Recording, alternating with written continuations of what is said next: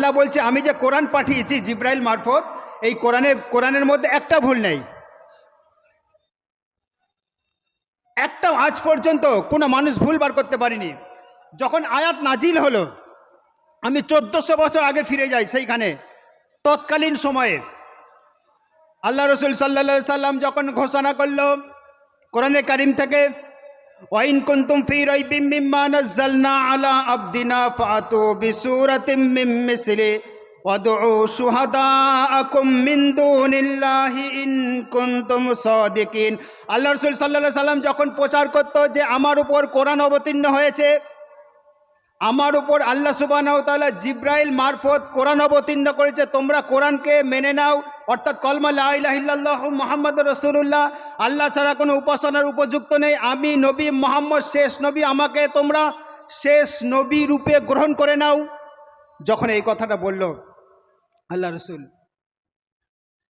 আবু জেহেল আবু লাহাব কি বলেছিল আমরা জানি। বলেছিল, হে মুহাম্মদ, তুমি তো নিরক্ষর, তুমি তো ইলিটারেট, তোমার উপর আল্লাহ কোরআন অবতীর্ণ করে কোরআন নাজিল করলো, এটা ইম্পসিবল, অসম্ভব কথা। বর্তমানে সৌদি মিডিল ইস্টের বুকেতে বড় বড় হাই এডুকেটেড উচ্চ শিক্ষিত কবি সাহিত্যিক দার্শনিক রয়েছে, আল্লাহ তাদেরকে পেল না? তোমার মতো একটা মূর্খ মানুষকে, তোমার মতো একটা নিরক্ষর মানুষকে, তোমার উপর মানে একটা জাহেল মানুষের উপর আল্লাহ কোরআন অবতীর্ণ করবে, এটা ইম্পসিবল, অসম্ভব। আল্লাহর সহ্য হলো না কথাটা। আবু জেহেল আবু লাহাব আবু সুফিয়ানের কথাটা সহ্য হলো না আল্লাহ সুবহানাহু ওয়া তাআলার। আল্লাহ কোরআনের আয়াত অবতীর্ণ করে দিল। কি বলল? ওয়াইন কুনতুম ফি রাইবিম মিম্মা নাযালনা আলা আবদিনা ফাতু বিসূরাতিম মিন মিসলি, আমি আমার বান্দার প্রতি যেটা নাজিল করেছি, ওয়াইন কুনতুম ফি রাইবিম মিম্মা নাযালনা, আমি অবতীর্ণ করেছি, নাজিল করেছি, আলা আবদিনা, আমার বান্দার প্রতি, আমার নবীর প্রতি, আমার রসুলের উপর, ফাতু বিসূরাতিম মিন মিসলি, যদি তোমাদের, অর্থাৎ হে আবু জেহেল আবু লাহাব আবু সুফিয়ান উবাই বিন খলব, যদি তোমাদের আমার নবীর উপর ডাউট হয়, সন্দেহ হয়, ফাতু বিসূরাতিম মিন মিসলি, এই রকম তোমরা একটা সূরা নিয়ে এসে দেখাও, কোরআনের একটা এই রকম লাইন নিয়ে এসে তোমরা দেখাও, একটা এই রকম কোরআনের আয়াত নিয়ে এসে তোমরা দেখাও। শুনছেন ভালো করে? ওয়াদউ শুহাদাআকুম মিন দুনিল্লাহ, যদি তোমরা না পারো কোরআনের আয়াত আনতে, কোরআনের সূরা আনতে, তাহলে ওয়াদউ শুহাদাআকুম মিন দুনিল্লাহ, তোমরা আল্লাহ ছাড়া অন্য কারো যাদের ইবাদত করো, উপাসনা করো, তাদের শরণাপন্ন হও, তাদের সহযোগিতা নাও। ইন কুনতুম সাদিকিন, যদি তোমরা তা বোঝো। আল্লাহ বলে দিল, যদি আমার রসুলের প্রতি কোরআন অবতীর্ণ করেছি এটা যদি তোমাদের সন্দেহ হয়, তোমরা এই রকম একটা সূরা নিয়ে এসো, যদি না পারো এক আল্লাহ ছাড়া তোমরা যাদের ইবাদত করো তাদের সহযোগিতা নাও, যদি তোমরা সত্যবাদী হও, যদি তোমরা সত্য কথা বলে থাকো। আল্লাহ বলে দিচ্ছে। আচ্ছা, তৎকালীন সময়ে আবু জেহেল আবু লাহাব আনতে পেরেছিল কোরআনের কোনো আয়াত? জানেন আপনারা? আনতে পেরেছিল? আনতে পারেনি। কিন্তু ডেবিট হয়েছিল, তখন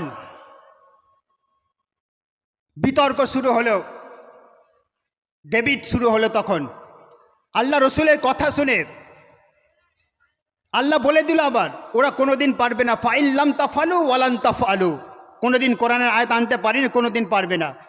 আল্লাহর এই আয়াত শুনে আবু জেহেল ভাবতে লাগলো একটা বিতর্কের অনুষ্ঠান করা হোক, বিতর্কের সভা। কেননা আবু জেহেলের মাথায় খেলছে একটা জিনিস, যে আমার ভাইপো মোহাম্মদ এ কিন্তু নিরক্ষর, লেখাপড়া জানে না বেশি, এ নিজেকে নবী বলে দাবি করছে।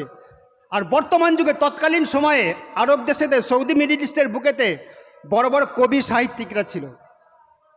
আবু জেহেল মনে করলে এটা একটা সুবর্ণ সুযোগ, যে প্রফেট মুহাম্মদ সাল্লাল্লাহু আলাইহি সাল্লামকে অপমান করার, যে নবীকে অপমান করার একটা বিশাল সুযোগ, এই সুযোগটা আমাকে হাতছাড়া করলে হবে না।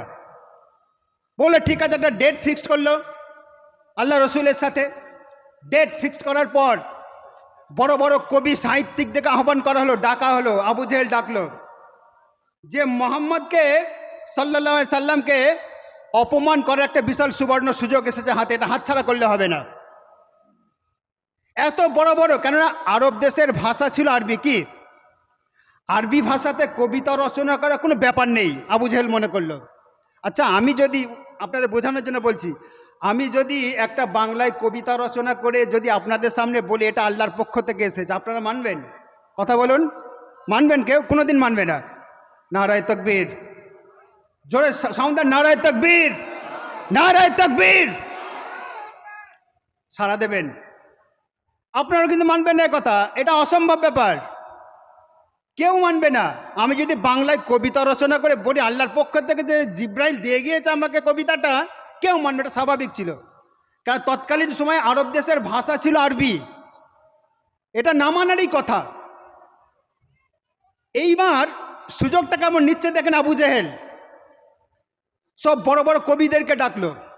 তৎকালীন সময়ে কবি ছিল নাম করা একদম, আজও তাদের লেখা মক্কা মদিনার ইউনিভার্সিটিতে, জেদ্দার ইউনিভার্সিটিতে তাদের লেখা পুস্তক পড়ানো হয়, বুঝতে পারছেন না?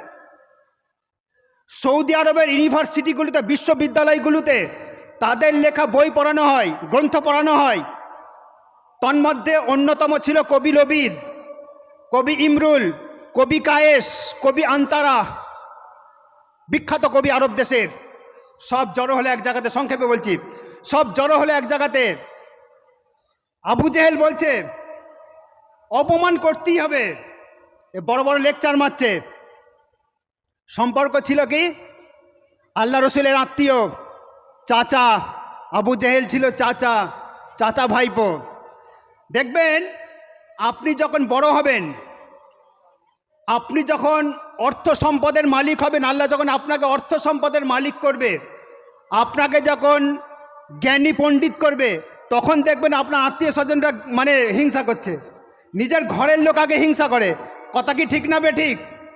আপনি যখন বড় লোক হবেন, 4 চাকা কিনেছেন, বাইক কিনেছেন, আপনার 2টো 4 চাকা, বাস আছে, লরি আছে, আপনার ঘরের লোক হিংসা করবে, আপনার আত্মীয় স্বজনের মধ্যে হিংসা আগে করবে। তাই আল্লাহ রসুল বললে আমি নবী, আমার আল্লাহ রসুলের ঘরের লোকগুলো হিংসা করতে লাগলো, নিজের চাচা হিংসা করছে আবু জেহেল, বুঝলেন না? এইবার আবু জেহেল, কবি লবিদ এসেছে, কবি ইমরুল এসেছে, কবি কায়েস এসেছে, কবি আন্তারা এসেছে। কবি লবিদকে বলছে কানে কানে গিয়ে মোহাম্মদকে অপমান করতে হবে, ইনসাল্ট করতে হবে। কি করতে হবে? বলছে কি করতে হবে? বলছে তুমি তো আরবি কবি, আরবি কবি, যেমন বাংলা কবি রবীন্দ্রনাথ ঠাকুর, কি বাংলা কবি কবি নজরুল ইসলাম, সব তো কবি ছিল না? অনার্গল কবিতা রচনা করেছে। কবি লবিদকে বলছে তোমাকে একটা কবিতা রচনা করতে হবে আরবিতে, তুমি যদি একটা কবিতা রচনা করতে পারো তাহলে আমি আমার ভাইপোকে অপমান করতে পারবো, ইনসাল্ট করতে পারবো, হ্যারেস করতে পারবো আমি আমার ভাইপোকে। কবি আন্তারার কাছে গেল, আন্তারা তুমি শুরু করো, তুমি একটা কবিতা, আরবিতে কবিতা রচনা করো, তুমি হচ্ছে সৌদি মিডিল ইস্টের ফেমাস কবি, কবি আন্তারা। আচ্ছা ভালো করে শুনছেন, আপনাদের একটা কথা জিজ্ঞাসা করি, আচ্ছা ব্রেনের মধ্যে পুশ করনেওয়ালা কে? বুঝলেন না? ব্রেনের মধ্যে দেনেওয়ালা কে? আল্লাহ না?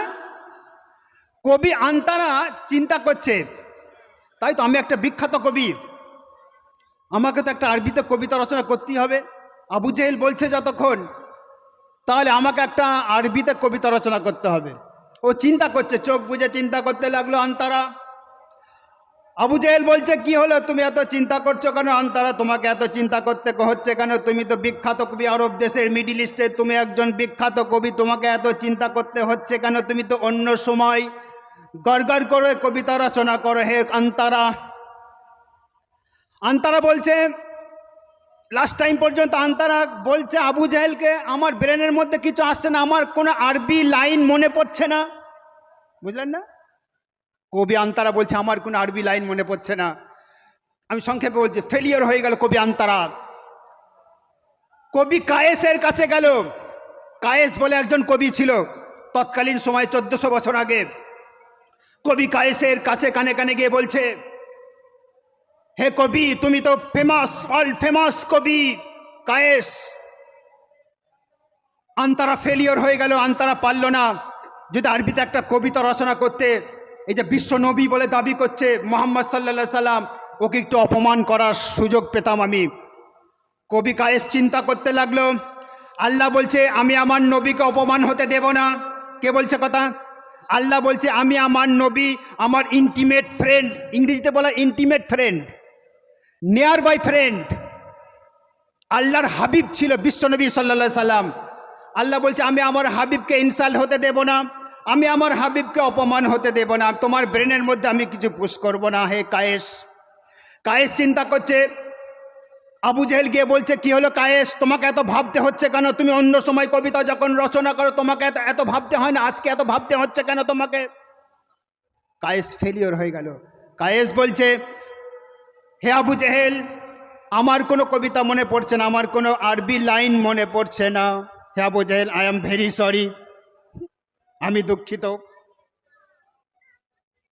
পারল না, যতগুলো কবি এসেছিল সব ফেলিওর হয়ে গেল, পারল না। শেষে যে 1 নম্বর টপ র্যাঙ্কের কবি ছিল তার নাম হচ্ছে আপনার কবি লবিদ।